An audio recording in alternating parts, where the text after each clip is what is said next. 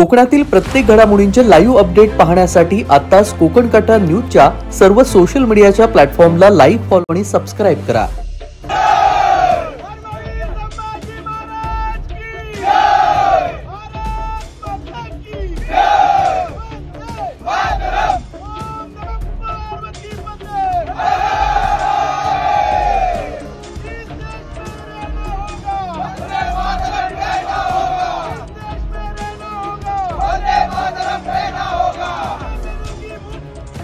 Bharat Pakistan cricket match मध्ये भारत विजयी झाल्यानंतर मालवण मधील काही मुस्लिम समाजाच्या तरुणांनी राष्ट्रविरोधी घोषणा देऊन भडकवण्याचा प्रयत्न केला। यावेळी मालवण मधील सर्व हिंदू युवकांनी रात्री या देशद्रोहींना पोलिसांच्या स्वाधीन केलं। दुपारी मालवण देऊळवाडा पुलावरून मोटारसायकल रॅलीनं मालवण पोलीस स्टेशन येथे हिंदू समाजाच्या वतीनं मोटारसायकल रॅली काढण्यात आली। परप्रांतीय भंगार व्यावसायिकाकडून भारत विरोधी घोषणा दिल्याचा प्रकार घडला होता। याबाबत माहिती मिळताच नागरिकांनी संबंधितांना विचारणा केली असता त्यांनी संबंधितांकडून अरेरावी करण्यात आली। यानंतर संतप्त नागरिकांनी याबाबत पोलिसांना माहिती दिली आणि या प्रकरणी पोलिसांनी एका कुटुंबातील तिघांना ताब्यात घेतलं। चौकशी अंती एकाला अटक करण्यात आलेली आहे। एक जण अल्पवयीन असल्यानं त्या कायद्यानुसार कार्यवाही सुरू आहे। तर परप्रांतीय भंगार व्यावसायिकाच्या बेकायदेशीर झोपडी जेसीबीच्या साह्यानं काढण्यात आली आणि या प्रशासनानं ही अनधिकृत झोपडी उद्ध्वस्त केली आहे। नेमकं प्रकरण काय ते देखील आपण पाहूयात। काल भारत पाकिस्तान मॅच नंतर एक घटना मालवणमध्ये घडली। एक मुसलमान भंगार व्यावसायिक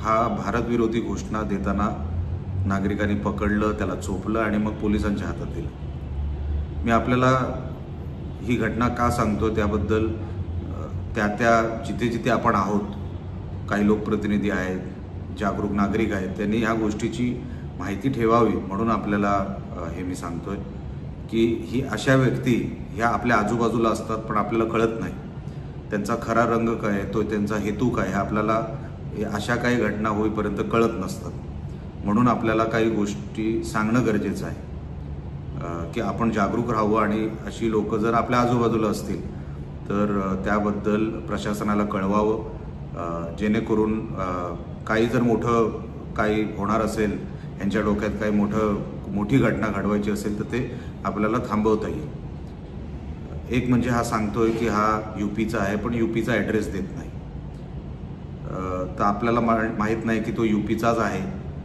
तो आलाय 10 वर्षापूर्वी, मग तू बाबा मालवणातच कसा आला, कुठून आलास, कोणी तुला आणलं, कुठल्या स्टेशनला तू उतरलास, तू भारतातला तरी आहेस की नाही हे आपल्याला अजूनपर्यंत कळायला मार्ग नाही। पोलीस त्याच्यावर सखोल चौकशी करतायत।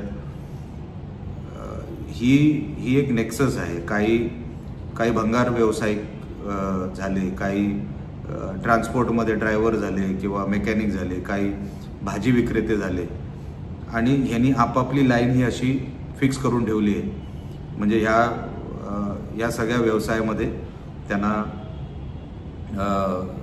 पैसेही मिळतील आणि ते स्थानिक वाटतील, स्थानिकांबरोबर त्यांचं जे उठबस असेल, असे हे सगळे 10 वर्षांपासून 20 वर्षांपासून आपल्या देशात राहत आहेत, आपल्या राज्यात गावात राहत आहेत।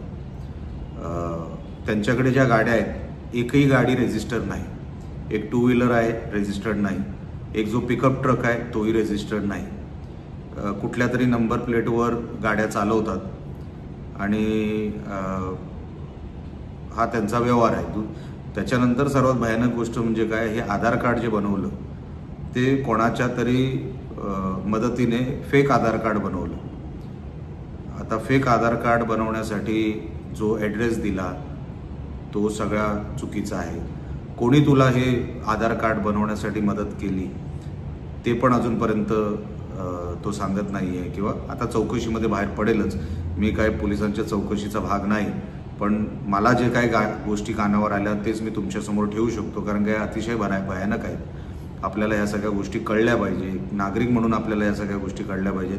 आपल्या आजूबाजूला राहणारी लोक 10 वर्ष, कोणाला संशय आला असता हा माणूस आपल्या बाजूला 10 वर्ष राहतोय आणि अचानकपणे ह्याला पाकिस्तानचा पोळका आला आणि पाकिस्तान प्रेमापोटी त्यांनी त्या घोषणा दिल्या, हे जेवढं दिसतं सोपं तेवढं सोपं नाही।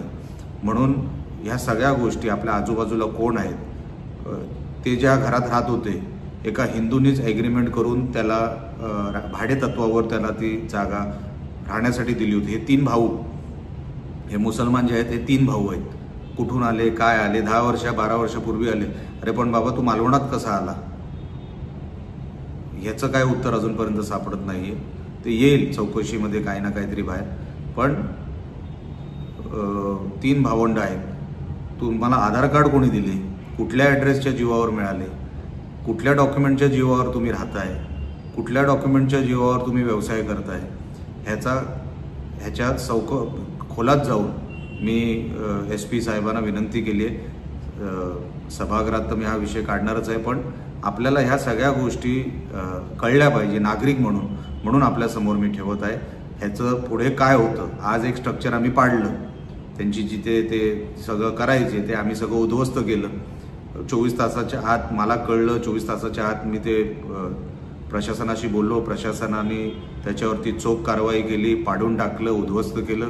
त्याबद्दल प्रशासनाचं, पोलीस प्रशासनाचं आणि नगर परिषदेचं मी अभिनंदन करतो. पण फक्त 1 स्ट्रक्चर, 2 स्ट्रक्चर, 3 स्ट्रक्चर पाडून होणार नाही.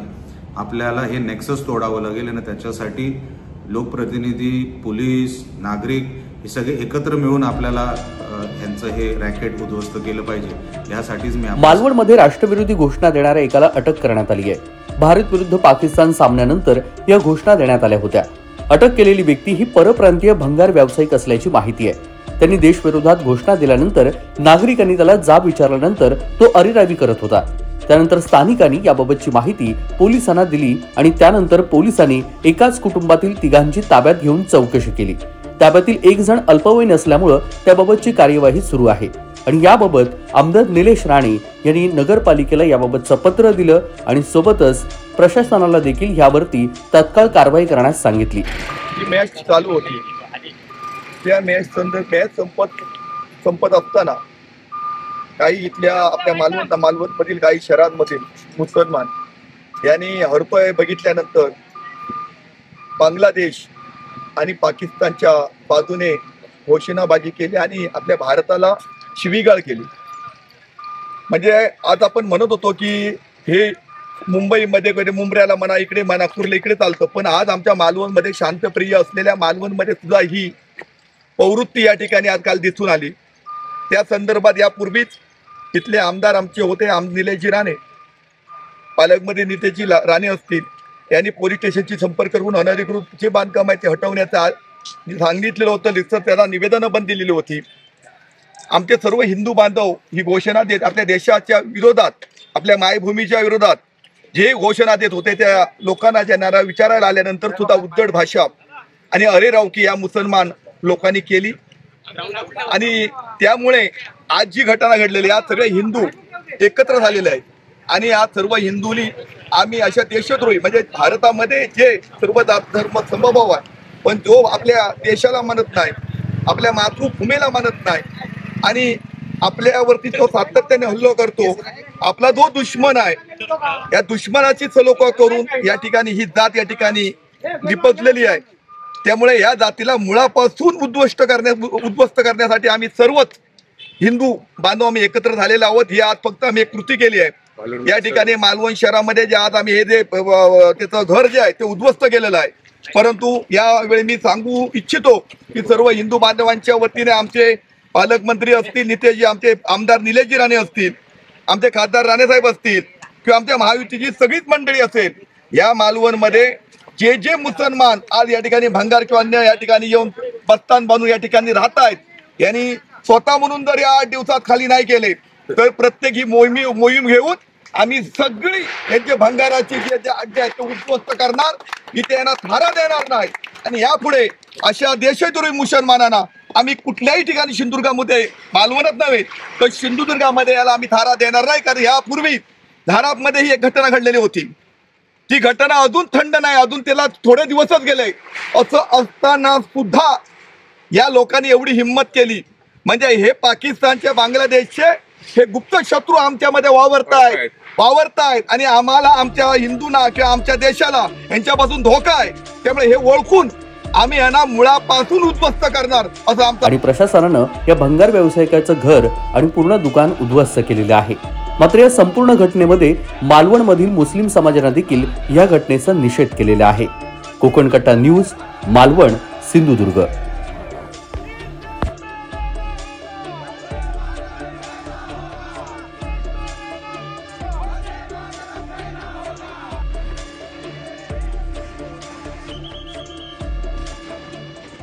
You like this video, then like, share and subscribe to Mirror.